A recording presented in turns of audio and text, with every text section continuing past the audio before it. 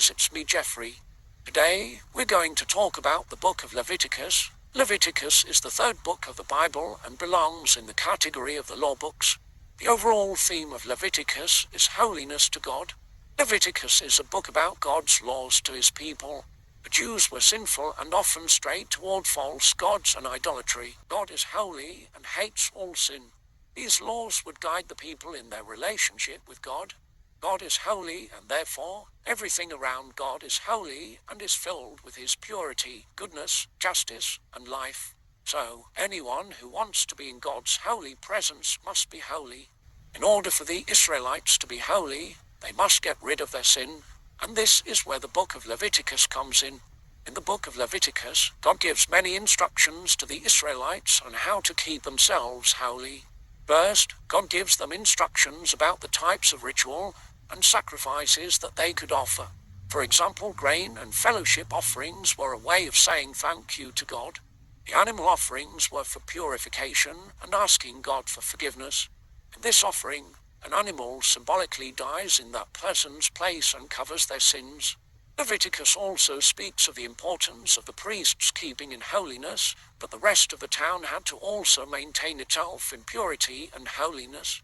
Anyone who was not in a holy state could not enter God's presence. This was called being impure or unclean. An Israelite could become unclean in a few ways, like having a skin disease or touching a dead body, for example. Being impure was not sinful. It was normal and temporary. What was sinful was for a person to be in God's presence while having those impurities on their bodies. Once a year, on the Day of Atonement, the high priest would take 2 goats. One goat would be a purification offering. It was meant to atone for the sins of Israel. The other goat was called the scapegoat. The high priest would confess the sins of Israel and symbolically place them on the goat. The goat would then be cast into the wilderness. This shows God's desire to remove sin and its consequences for his people. God also gave them instructions about the moral purity of the people of Israel. They were instructed to care for the poor and promote justice. God gave instructions to the priests on how to live in holiness, because they represented God before the people. Finally, Leviticus tells us about the 7 annual feasts, which include the Passover, the Feast of Unleavened Bread, the Feast of First Fruits, the Feast of Weeks/Pentecost, the Feast of Trumpets, the Day of Atonement, and the Feasts of Tabernacles. By celebrating these feasts, Israel would remember who they were and who God was for them. Remember how in Exodus God gave the Hebrews instructions on how to build the tabernacle.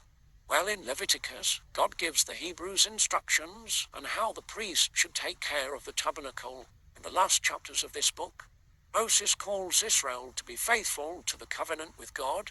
If they obey the laws, they will have peace and abundance in the land God promised them. If they failed to obey and were unfaithful, disaster would fall upon them, and they'll be forced to leave their land.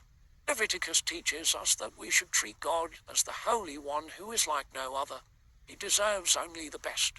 God told the people they must kill animals as sacrifices. The people sacrificed these animals so God would forgive their disobedience. The book of Leviticus points to Jesus and explains why he had to die on the cross. A perfect sacrifice had to be offered for forgiveness of sins. Jesus is that perfect sacrifice. God is holy and hates sin, but he is merciful and provided a Savior who offers forgiveness to everyone who believes. Thanks for watching, and don't forget to like and subscribe. I'll see you guys next time. Bye.